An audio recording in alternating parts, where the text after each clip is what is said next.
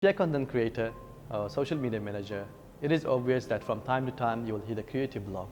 Hi, I'm MJ, and in these episodes, I'm going to discuss and give you some tips on how to overcome the creative block.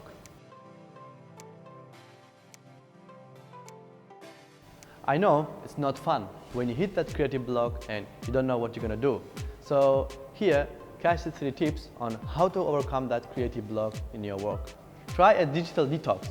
Sometimes we spend a lot of time in front of the screen. So given the fact that we have to create many of our content in the digital world, so what we can do in this case? This is the easiest thing and the simplest thing you can do is grab a notebook and grab a pen and take a walk to the park nearby your place. You may be surprised by the ideas that you can get from your surroundings. Finding new inspirations. It's very important because in order to control that workflow in your work, when you find your inspirations, it's going to be much more easier and you'll create a quality content. So if you're a designer, you can go and scroll through Behance or Dribble. If you're a photographer, you can go to social medias like Unsplash, or even in Instagram, you can follow other photographers. So it is important to find new inspirations that will give you new ideas when you hit that creative block.